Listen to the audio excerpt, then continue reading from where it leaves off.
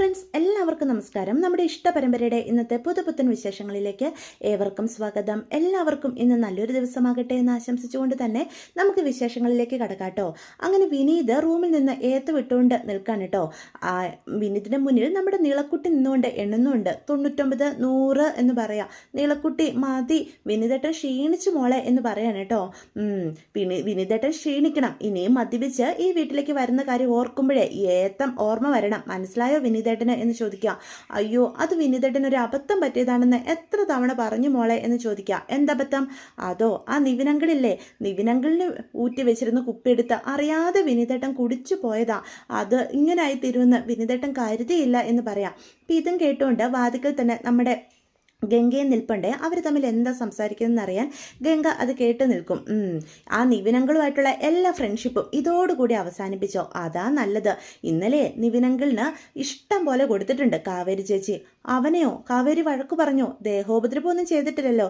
ഏയ്, ദേഹോപദ്രവമൊന്നും ചെയ്തിട്ടില്ല, പക്ഷെ നല്ല വഴക്കു പറഞ്ഞിട്ടുണ്ട്. അതെങ്ങനെയാ എന്ന് ചോദിക്കാം. വിനീതേട്ടൻ എല്ലാം മറന്നുപോയോ? ഇന്നലെ വിനീതേട്ടനെ വീട്ടിൽ കൊണ്ടാക്കിയത് നിവിനങ്ങളല്ലേ? ആ സമയത്ത് നിവിനങ്ങളെ കാവേരി ചേച്ചി ഒരുപാട് വഴക്കു പറഞ്ഞു. ഞങ്ങളുടെ വിനീതേട്ടനെ ഈ കോലത്തിലാക്കിയത് നിവിനങ്ങളാണെന്നും പറഞ്ഞ് ഇനി കേൾക്കാനൊന്നുമില്ല. ശോ, പാവം നിവിൻ, എനിക്ക് ആകെയുള്ള കൂട്ടുകാരനല്ലേ എന്ന് അപ്പം വിനീത് ചോദിക്കാം. നല്ല ഫ്രണ്ട്സിനെ നോക്കി തിരഞ്ഞെടുത്തോ, അല്ലെങ്കിൽ ഞങ്ങൾ എല്ലാവരും കൂടി ശരിയാക്കും. അപ്പം നിവിനങ്ങളാണോ ഇന്നലെ വിനീതേട്ടൻ്റെ കൂടെ കുടിക്കാനുണ്ടായിരുന്നത്? ഏയ്, നിവിൻ മാത്രമല്ല, ബേബി ചേട്ടനും സലിമിക്കയും എല്ലാവരും ഉണ്ടായിരുന്നു എന്ന് അപ്പം വിനീത് പറയൂട്ടോ. ഓഹോ, അപ്പം വിനീതേട്ടൻ്റെ എല്ലാ കൂട്ടുകാരും മുഴുകൂടിയന്മാരാണല്ലേ എന്ന് ചോദിക്കാം. അവരൊക്കെ പാവമല്ലേ? വിനീതേട്ടൻ്റെയും ഗംഗേച്ചിയുടെയും കല്യാണം കഴിഞ്ഞതിൻ്റെ ചെലവ് ചെയ്തതല്ലേ വിനീതേട്ടൻ എന്ന് ചോദിക്കാം. ഇനി മേലാൽ വിനീതേട്ടൻ കുടിച്ചിട്ട് ഈ വീട്ടിലേക്ക് വരാൻ പാടില്ല, എനിക്കത് ഇഷ്ടമല്ല എന്ന് നിള പറയാം. എൻ്റെ നിളക്കുട്ടിയാണേ സത്യം, എന്നാലേ എൻ്റെ തലയിൽ വെച്ച് പ്രോമിസ് ചെയ്തേ എന്ന് പറയാൻ കേട്ടോ. എനിക്ക് ഏറ്റവും ഇഷ്ടമുള്ള എൻ്റെ നിളക്കുട്ടിയാണേ സത്യം, ഇനി വിനീതേട്ടൻ കുടിച്ചിട്ട് വരത്തില്ല എന്ന് പറയാം. ദേ വിനീതേട്ടൻ ഇപ്പം കള്ളസത്യമല്ലേ ചെയ്തത്? ദേ എൻ്റെ തല പൊട്ടിത്തെറിക്കുവേ എന്ന് പറയാം. കള്ളസത്യമോ? ഞാൻ സത്യമോളെ ചെയ്തത് എന്ന് പറയാം.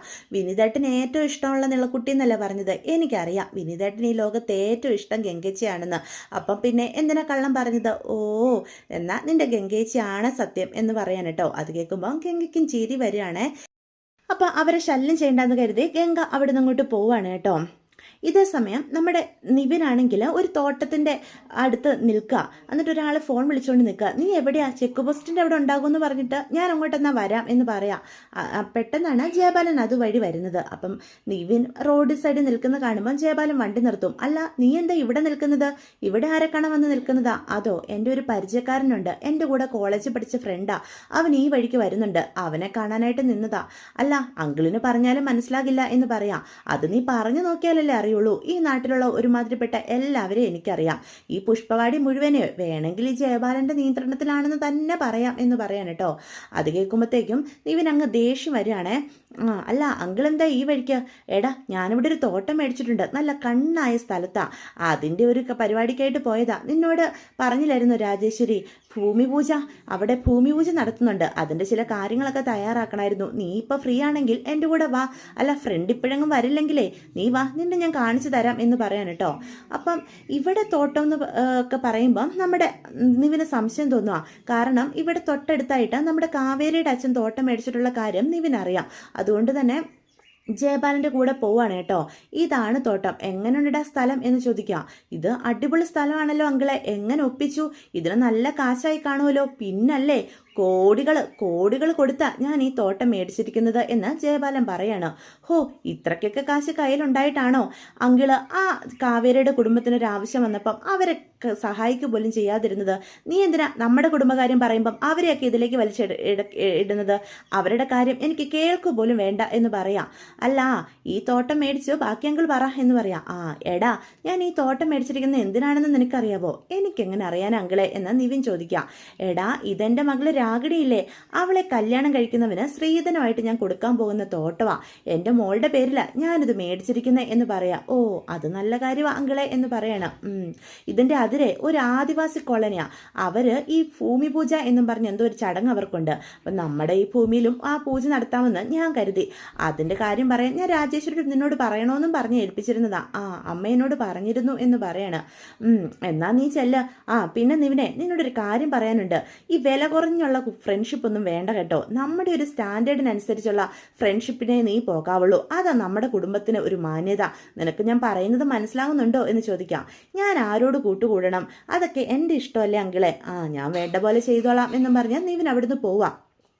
പെട്ടെന്ന് നമ്മുടെ നിവിൻ്റെ മനസ്സിലേക്ക് കടന്നു വരുന്നത് കാവേരി പറഞ്ഞ ഓരോ വാക്കുകളുമാണ് കേട്ടോ. അച്ഛന് ഒരു തോട്ടം മേടിക്കണമെന്നും അച്ഛൻ ആ തോട്ടം മേടിക്കാനായിട്ട് കുറേശ്ശെ കാശ് അയച്ചയച്ച് കൊടുത്തിരുന്നുവെന്നും ഒക്കെ കാവേരി പറഞ്ഞ കാര്യങ്ങൾ നിവിൻ്റെ മനസ്സിലേക്ക് കടന്നു വരിക. ഇത് ആ തോട്ടം തന്നെയല്ലേ? ഇതിൻ്റെ തൊട്ടടുത്ത് ആദിവാസി കോളനി ഉണ്ടെന്ന് പറഞ്ഞു, അതായത് കുറിഞ്ഞിക്കാവ്. ഇത് തന്നെയല്ലേ കാവേരി പറഞ്ഞതും? അതിനർത്ഥം അരവിന്ദ് അങ്കിളിനെ ചതിച്ച് ആ ദുഷ്ടൻ ഇതും തൻ്റെ കൈക്കലാക്കിയെന്ന് തന്നെയല്ലേ?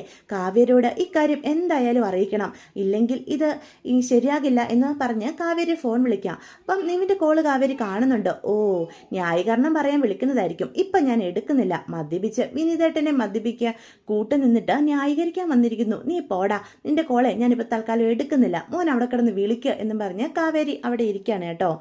ഇതേ സമയം നമ്മുടെ വിനീതാണ് കടയിലിരിക്കുക. കടയിലിരുന്നിട്ട് തയ്ക്കാനൊന്നും പറ്റുന്നില്ല, നല്ല തലവേദനയുണ്ട്. അപ്പം സലിമിക്ക പറയും, നിനക്ക് തയ്ക്കാൻ പോലും പറ്റുന്നില്ല അല്ലേടാ മോനെ എന്ന് ചോദിക്കാം. അതെ, ഇങ്ങനെയൊക്കെയാ. ആദ്യം നമുക്ക് നല്ല തലവേദന വരും, മദ്യപിക്കാൻ തുടങ്ങുമ്പോൾ ഇങ്ങനത്തെ പല ബുദ്ധിമുട്ടുകളും ഉണ്ടാകും. പിന്നെ ഛർദ്ദിക്കും, പിന്നെ എല്ലാവരോടും ദേഷ്യമാകും. ഇതൊക്കെ മദ്യപാനികൾക്ക് സ്ഥിരമുള്ള പ്രശ്നങ്ങളാ.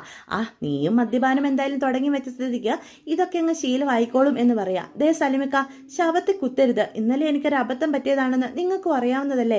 തല നേരെ നിൽക്കുന്നില്ല എന്ന് പറയാണ്. സാരമില്ല, ദേ ഞാനൊരു കാര്യം പറഞ്ഞേക്കാം. കുടുംബം ഭാര്യ മക്കളും ഒന്നും ഇല്ലാത്ത ആൾക്കാർ കിടന്ന് തുള്ളുന്ന കണ്ടിട്ട് നീ കിടന്ന് തുള്ളാൻ നിൽക്കരുത്. നിനക്കൊരു കുടുംബമുണ്ട്, നിന്നെ ആശ്രയിച്ചൊരു പെൺകുട്ടി ഇപ്പോൾ ഉണ്ട്, നിനക്കൊരു ഭാര്യ ഉണ്ടെന്ന് ഞാൻ പറയുന്നത് നിനക്ക് മനസ്സിലാകുന്നുണ്ടോ? അതുകൊണ്ട് മാന്യമായിട്ട് അന്തസ്സായിട്ട് അവളെ പോറ്റി സമാധാനത്തോടെ സന്തോഷത്തോടെ ജീവിക്കാൻ നോക്ക് വിനീതേ. നിന്റെ ചുറ്റുമുള്ള പല ആൾക്കാരും ഉണ്ടാകും, അവരുടെയൊക്കെ വലയിൽ ചെന്ന് വീഴാൻ തുടങ്ങിയാലേ നിനക്ക് തന്നെയായിരിക്കും നാശം. എൻ്റെ പൊന്നു സലിമിക്ക, എന്നെ ഒന്ന് വെറുതെ വിട്. എനിക്ക് ഇന്നലെ ഒരു അബദ്ധം പറ്റിയതാണെന്ന് എത്ര തവണ ഞാൻ പറഞ്ഞു. അബദ്ധം പറ്റിയതാണേ കൊള്ളാം, നീയേ പോയി ഒരു ടാബ്ലറ്റ് മേടിച്ച് കഴിക്കുക, അപ്പോൾ തലവേദന അങ്ങ് കുറഞ്ഞോളും എന്ന് പറയാം.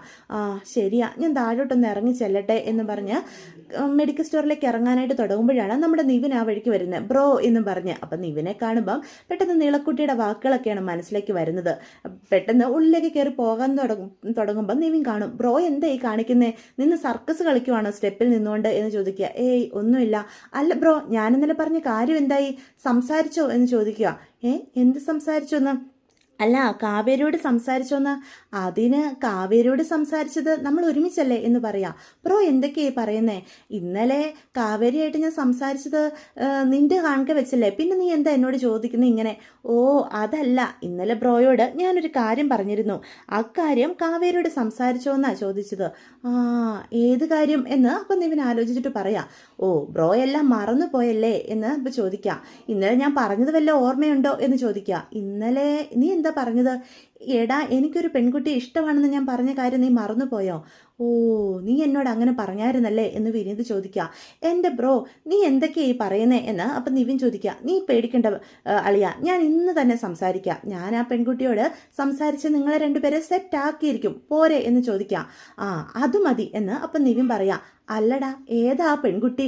അതറിയാതെ ഞാൻ എങ്ങനെയാ പോയി സംസാരിക്കുക എന്ന് വിനീത് അപ്പം ചോദിക്കുക. എൻ്റെ ബ്രോ, ഞാൻ സുല്ലിട്ടു, നീ എന്തെങ്കിലും ചെയ്യുക എന്ന് പറയാം. അല്ല, നീ ഇതെങ്ങോട്ടാ എന്ന് വിനീത് അപ്പം ചോദിക്കുക. ഞാനിവിടെ അടുത്ത് വരെ വന്നതാ, അപ്പം നിന്നെ കണ്ടപ്പോൾ ഒന്ന് സംസാരിച്ചെന്നേ ഉള്ളൂ, നിന്നോട് ഞാൻ ഒന്നും പറഞ്ഞിട്ടില്ല, ഞാൻ പോവാ. അല്ല, നീ എന്താ ഇങ്ങനെ നിൽക്കുന്നതോ? എനിക്ക് ഭയങ്കര തലവേദനയാടാ എന്ന് വിനീത് പറയാം. അത് ഇന്നലത്തെ ഹാങ് ഓവർ ആയിരിക്കും, ഒരു ടാബ്ലറ്റ് മേടിച്ച് കഴിക്കുക, അപ്പം സെറ്റാകും എന്ന് പറഞ്ഞിട്ട് അവിടെ നിന്ന് പോവാണ് കേട്ടോ. എന്നിട്ട് നമ്മുടെ വിനീത് കടയിൽ വന്ന് ഇങ്ങനെ ഇരിക്കുവാണേ. ഇതേ സമയം വീട്ടിൽ യമുനയും നിളയും ഗംഗയും കൂടി സംസാരിച്ചുകൊണ്ടിരിക്കുകയാണ് കേട്ടോ. അപ്പം യമുന ചോദിക്കും, ഇന്ന് വിനീതേട്ടൻ കുടിച്ചിട്ട് വരുമോ ഗംഗേച്ചി എന്ന് ചോദിക്കാം. അത് കേൾക്കുന്ന നിള പറയും, ഇന്ന് വിനീതേട്ടൻ കുടിക്കില്ല, ഇന്നെന്നല്ല ഇനി ഒരിക്കലും വിനീതേട്ടൻ കുടിക്കില്ല. എൻ്റെ തലയിലെ കൈ വെച്ച് സത്യം ചെയ്തിട്ടാ വിനീതേട്ടൻ പോയിരിക്കുന്നത്. തീർന്നടി, നീ തീർന്നു എന്ന് യമുന പറയാം. എന്താ യമുന ചേച്ചി എന്നപ്പം നിള ചോദിക്കും. എടി, നിന്റെ തലയിൽ വെച്ച് സത്യം എന്തെങ്കിലുമൊക്കെ ചെയ്തിട്ടുണ്ടെങ്കിൽ ഇനി വിനീതേട്ടൻ കുടിച്ചിട്ടെങ്ങാനും വന്നാ നിന്റെ തല പൊട്ടിത്തെറിക്കും, നിനക്ക് തലവേദന വരും, അങ്ങനെ പല പല പ്രശ്നങ്ങളും ഉണ്ടാവും. അയ്യോ എനിക്ക് തലവേദന വരുമോ? ആ ഇനി നിനക്ക് തലവേദന വല്ലതും വന്നിട്ടുണ്ടെങ്കിൽ നീ വിനീതേട്ടനെ തന്നെ സംശയിച്ചോ. നീ വിനീതേട്ടൻ്റെ അടുത്ത് ചെന്ന് പറയണം, വിനീതേട്ടാ ഇനി കുടിക്കല്ലേ, എനിക്ക് തലവേദന സഹിക്കാൻ പറ്റില്ലെന്ന്. അപ്പം വിനീതേട്ടൻ കുടിക്കത്തില്ലടി എന്ന് പറയാൻ കേട്ടോ. പെട്ടെന്ന് ശാരദ അങ്ങോട്ട് കയറി വരിക. എന്നിട്ട് ചോദിക്കും, ഗംഗെ വിനീത് ഇതുവരെ വന്നില്ലേ? എനിക്ക് എങ്ങനെ അറിയാനാ അമ്മേ എന്ന് ഗംഗ അപ്പം ചോദിക്കുക. അല്ല ഇന്നലത്തെ പോലെ ഇന്ന് ഞാനിനി വിനീതേട്ടനെ അന്വേഷിച്ച് രാത്രി ഇറങ്ങേണ്ടി വരുമോ എന്ന് ചോദിക്കുകയാണ്. അല്ല എനിക്കിപ്പം പുതിയ പുതിയ ഓരോ ശീലങ്ങളൊക്കെ ഉണ്ടായിരിക്കുകയാണല്ലോ. എൻ്റെ പൊന്ന് ഗംഗെ, ഞാൻ വെറുതെ ചോദിച്ചതാ. അടുക്കളയിൽ ഓരോ പണികളൊക്കെ ആയതുകൊണ്ട് വിനീത് വന്നോ ഇല്ലയോ എന്ന് ഞാൻ കണ്ടില്ല, അതുകൊണ്ട് നിന്നോട് ചോദിച്ചതാ. എൻ്റെ പൊന്നോ, എനിക്ക് ഈ വീട്ടിൽ ആരോടും ഒന്ന് സംസാരിക്കാൻ പോലും പറ്റില്ലാത്ത അവസ്ഥയായി. അപ്പം തന്നെ വരും ഓരോ കാര്യങ്ങളും പറഞ്ഞുകൊണ്ടെന്നും പറഞ്ഞ് ശാരദ അവിടെ നിന്ന് പോവാം. അപ്പോൾ യമുന പറയും, ആ അമ്മയ്ക്ക് വയറ് നിറഞ്ഞു എന്ന് പറയാം, ഇന്നത്തെ കോട്ട കഴിഞ്ഞു അല്ലേ ഗംഗേച്ചി എന്ന് നിളയം ചോദിക്കും. അപ്പം നമ്മുടെ ഗംഗ ചിരിച്ചുകൊണ്ടിരിക്കുകയാണ് കേട്ടോ. ഇതേ സമയം രാത്രിയായിട്ടും കടയിൽ നിന്ന് പോകാതെ നമ്മുടെ വിനീത് കടയിൽ തന്നെ ചുറ്റിത്തിരിന്ന് കാണുമ്പോൾ സലിമൊക്കെ പറയും, എടാ നീ വീട്ടിലൊന്നും പോകുന്നില്ലേ, സമയം എത്രയായെന്ന് കരുതിയാ? ഓ അത് എടാ ഞാനൊരു കാര്യം പറഞ്ഞേക്കാം, ഇത് നിന്റെ ജീവിതമാണ്, നീ മറ്റാരെയും നോക്കണ്ട, നിന്റെ ഭാര്യയെ മാത്രം നോക്കുക, അവളെ സന്തോഷിപ്പിക്കുക. ഇന്നലത്തെ കാര്യങ്ങൾ നീ ഗംഗയോട് നല്ല രീതിയിൽ പറഞ്ഞ് മനസ്സിലാക്കുക. നീ കുറച്ച് മുല്ലപ്പൂവും ഹലുവയും ഒക്കെ മേടിച്ചുകൊണ്ട് അവളുടെ അടുത്തേക്ക് ചെല്ലടാ, നിങ്ങളുടെ ജീവിതമാണ്, അത് നീ എപ്പോഴും മനസ്സിൽ കാണണം എന്ന് പറയാൻ കേട്ടോ. നീ ഇങ്ങനെ ചുറ്റിത്തിരിഞ്ഞ് നിൽക്കാതെ നേരെ വീട്ടിലേക്ക് ചെല്ല്, പെണ്ണുങ്ങൾ മാത്രമുള്ള വീടാ, ആ സമയത്താണോ കയറി ചെല്ലേണ്ടത്? ദേ ഞാൻ ഇറങ്ങാട്ടോ വിനീതേ എന്ന് പറയാം. ആ സലിമിക്ക പൊക്കോ എന്ന് അപ്പം വിനീതും പറയട്ടോ. പെട്ടെന്ന് സമയം നോക്കുമ്പോൾ 9:30 കഴിഞ്ഞു. അയ്യോ 9:30യോ, എൻ്റെ മുല്ലപ്പൂ എന്നും പറഞ്ഞ് നമ്മുടെ വിനീത് പുറത്തേക്ക് ഇറങ്ങി ഓടുവാണേ കടയടച്ചിട്ട്. എന്നിട്ട് പൂക്കടയിലേക്കാണ് കയറി ചെല്ലുന്നത്. ചേട്ടാ മുല്ലപ്പൂ ഉണ്ടോ എന്ന് ചോദിക്കാം. അയ്യോ മുല്ലപ്പൂ ഒക്കെ തീർന്നല്ലോടാ, അല്ല നിനക്കെന്തിനാ മുല്ലപ്പൂ എന്ന് കടക്കാരൻ ചോദിക്കാം. അപ്പം വിനീത് അവിടെ നിന്ന് നാണിച്ച് നിൽക്കുക. ഓ മനസ്സിലായി, കല്യാണം കഴിഞ്ഞതേ ഉള്ളല്ലോ അല്ലേ? എടാ ഞാനേ കുറച്ച് മുല്ലപ്പൂ വീട്ടിലേക്ക് കൊണ്ടുപോകാൻ എടുത്തു വെച്ചിട്ടുണ്ട്, അവിടെ പരിസരത്ത് കുറച്ച് പേര് വിളിച്ചു പറഞ്ഞിട്ട് എടുത്തു വെച്ചതാ, അതിൽ നിന്ന് ഞാൻ കുറച്ച് നിനക്ക് തരാം. അതുപോരെടാ, കുറച്ച് തരാനുണ്ടാകുള്ളൂ, അത് മതി ചേട്ടാ എന്ന് പറയാം.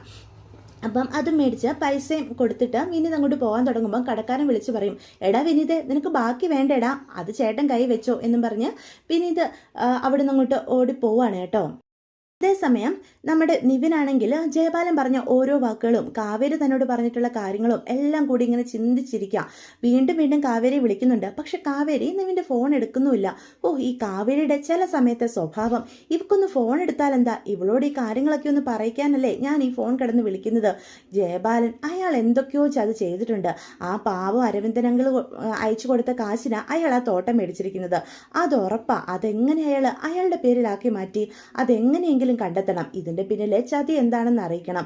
പാവം ഒരു നിസ്സഹായായ കുടുംബത്തെ ഇങ്ങനെ ഇട്ട് ടോർച്ചർ ചെയ്യാൻ അയാൾക്ക് എങ്ങനെ സാധിക്കുന്നു? എൻ്റെ അങ്കിളാണ് കാര്യം പറഞ്ഞാൽ, പക്ഷെ അയാളെയൊക്കെ അങ്കിളേന്ന് വിളിക്കാൻ പോലും കറക്കുന്നു എന്ന് നമ്മുടെ നിവിൻ ഇങ്ങനെ മനസ്സിൽ നിന്ന് പറയാൻ കേട്ടോ. അപ്പോൾ ഇതൊക്കെയാണ് ഇന്നത്തെ എപ്പിസോഡിന്റെ വിശേഷങ്ങൾ. വീഡിയോ ഇഷ്ടപ്പെട്ടുവെങ്കിൽ ചാനൽ സബ്സ്ക്രൈബ് ചെയ്യാൻ മറക്കരുത്, ലൈക്ക് ചെയ്യാനും മറക്കരുത്, നിങ്ങളുടെ അഭിപ്രായങ്ങൾ കമന്റ്സ് വഴി എന്നെ അറിയിക്കാനും മറക്കരുത്.